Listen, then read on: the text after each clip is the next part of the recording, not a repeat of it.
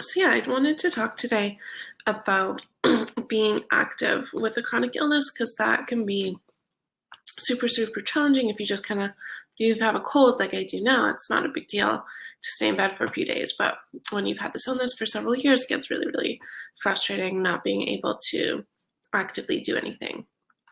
And for me, I love being active. I love playing sports when I was a kid and a teenager. I was on swim team, I was on softball team, I was on volleyball team. I kind of did everything. And so when I got sick, I really lost a lot of those things in my life that I loved doing because I couldn't do them anymore because I was sick. But now, over the last few years, I've been able to add a lot of physical activity back into my life, up to the point where I do triathlons now and go on week-long hikes and stuff like that. So it is really possible to get to that point, but I think it just really helps to start slow and to stay in the moment. So when I was first motivated to get more active is when I had a backpacking trip planned with a friend in university, and it was a few months, maybe 3 or 4 months before the trip, and this was when my illness was still fairly new, so I still didn't really know what to expect.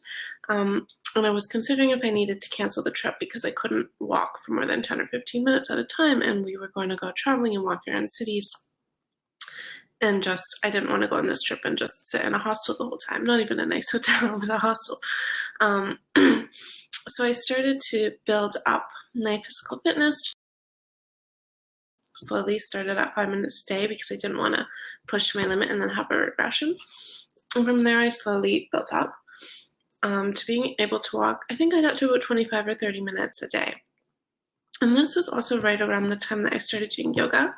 And if you've listened to me speak or read some of my work before, you know that I was a yoga skeptic. So it did take me a while to get into yoga. And this was kind of the push for me, was to get into yoga, because I was like, okay, I had always wanted to travel. It was my dream to travel. I'm at the point now, I've been sick for several years, so not that long for people with chronic illness, but long enough. And so I thought, I'm just going to do whatever it takes. I'm going to try anything I can, even if it sounds a little bit woo-woo to me. I'm just going to give it a try because I don't want to have to cancel this trip. So I kind of started doing my yoga at this time and started doing this slow, gradual walking, which is similar to pacing that I know some people have gone through with their doctors and had mixed experiences with. And I do have a blog post on that on my website, orogoyoga.com. I'm not sure if I am going to have time to get into that today, but if this is something people are interested in, hearing my thoughts on that program and how I think that program is probably misused, even though it has some good ideas in it, let me just send me a quick message on here or on my email, kayla@orogoyoga.com, or Facebook page, and I can talk more about that. But today, unfortunately, I don't think I'm going to have time to go into that. Okay, so cool. Back to where we were. So I was doing this yoga and I was doing this walking, and I got up to the point where I could walk for about 30 minutes a day, and I thought, great, that's good for me. I'll take lots of rest, so maybe I can do 1 hour total if I take a lot of breaks, etc. So I went on this trip. I had a lovely time on this trip. And what I wasn't expecting was how much the yoga was going to help me, because when I was walking and getting tired, I would stop in the park and sit down, or stop on a bench and sit down, and instead of kind of feeling down and sorry for myself that I had to take this rest and that I was feeling tired, I would do a short meditation. I would do a little bit of stretching. And what I learned on this trip, which was so key for me, is doing those mindful things, doing that meditation, doing that stretching, and just being present in the moment was so helpful for me. And it allowed me to do so much more than I would have if I had taken that rest and not meditated and not stretched. So that was a huge turning point for me, because I was like, okay, well, it seems kind of woo-woo, but maybe there is something to this whole kind of mindfulness and yoga thing. So when I got back from that trip, I kept up with the yoga and the walking, and I got referred to a yoga program for people with chronic illnesses, which was super helpful for me. So I went from doing about 20 minutes of yoga a few times a week to doing 90 minutes of yoga twice a week, plus practicing for maybe 10 or 15 minutes on my days off. Hello, Brian. How did you learn to do basic yoga moves and stretches while on a walk? Seems interesting. So I kind of just made it up. So I was doing this yoga DVD, And I was doing the same routine over and over. So I kind of, knew the moves. And then when I was out and walking and I wanted to take a rest, I would think like, okay, I'm either on a park bench on the side of the street or I'm in a park. Like which of those postures can I do? So I wasn't doing a whole routine when I was out walking, but I was just remembering a few stretches, especially for my legs. Like, yeah, I could stretch my hamstrings and I could stretch my thigh muscles, and this is gonna help relax the muscles and help the muscles regenerate so that I can walk again.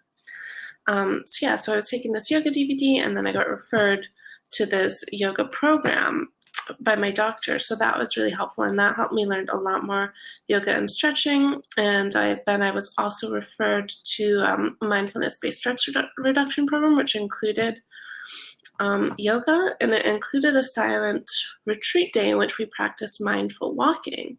And this was several years now after the trip to Europe that I was talking about, but it really, really brought me back. And what I realized is that part of the reason I was able to enjoy this trip so much and was able to walk way more on this trip than I had been able to in my home is that when I was traveling, I was very mindful because I was so interested in what I was seeing around me. I wasn't going for a walk thinking about all the things I needed to do. I was walking and saying like, wow, look at all these things around me. Look at all the sights and the smells and the sounds.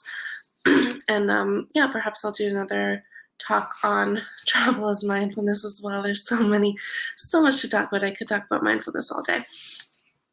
I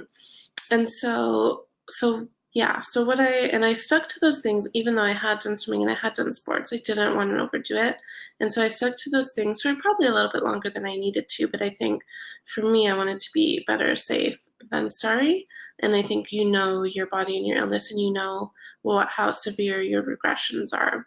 But I really think that starting out with things like yoga is the best way to get active.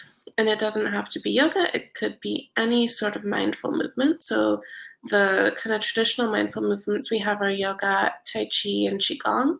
But you can do any activity mindfully. So you can walk mindfully, you can swim mindfully, you can play with your children mindfully or your grandchildren mindfully. So whatever it is you do, I think you're going to expend less energy doing it if you're using mindfulness. So if you're at the point where you don't have very much energy for being active, one way to increase those energy stores is to practice mindfulness while you're being active, ideally at other points in the day also. But other active. Oh, hi, we have Happy Life in here, so this is really helpful. I'm glad you find it helpful. Seems like a change of environment helps keep you focused. Good advice. Even just changing routines every so often.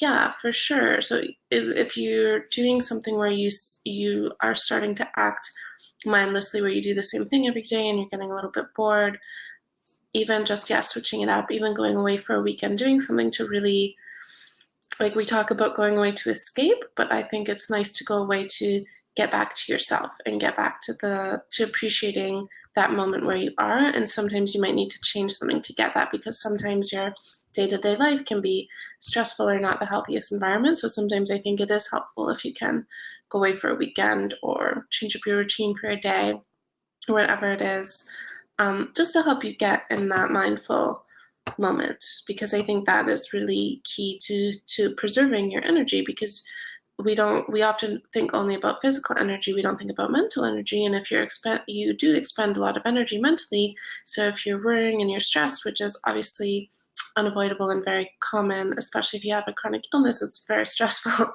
So it can be really hard to get out of that.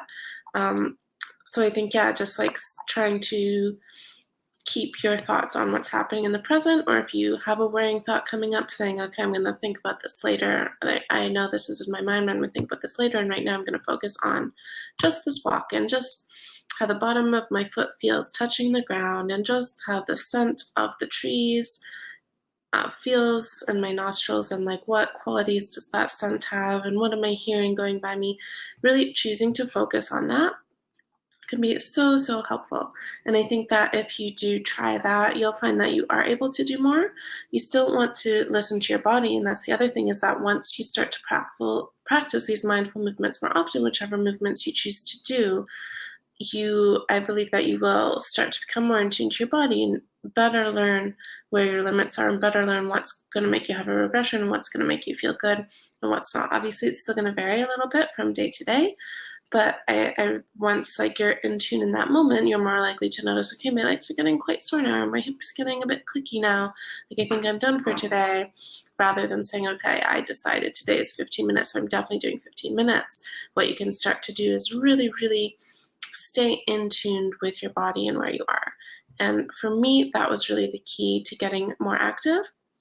And I was just really able to go from there as I was doing other things as well. Like, I was changing my diet, I was trying different treatments. So as I was doing other things to get better, I was able to then slowly add in more activity to the point where I started swimming was the first thing I took up after yoga and walking. And then that took a while. And then I added in running and I ran my first 5K, and then I added in hiking. So I slowly added things in, but I didn't add them in because they were on a schedule.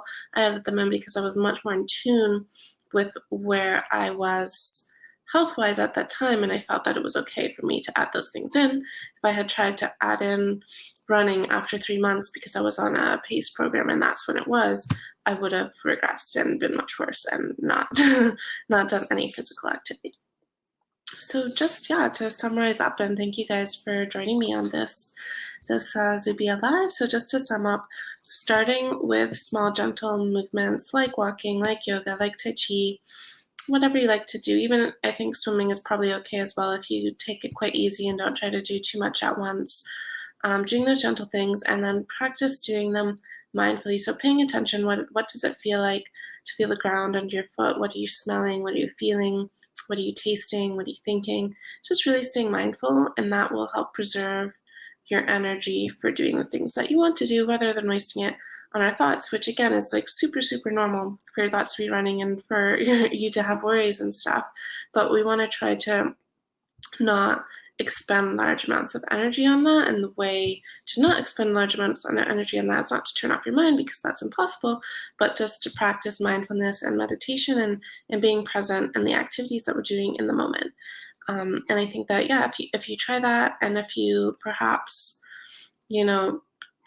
take inspiration of this to go away for a weekend and try doing some walking and some meditating in a different location and see if that helps, that would be great. So thank you guys for joining. Thank you, Brian and Happy Life, for your question.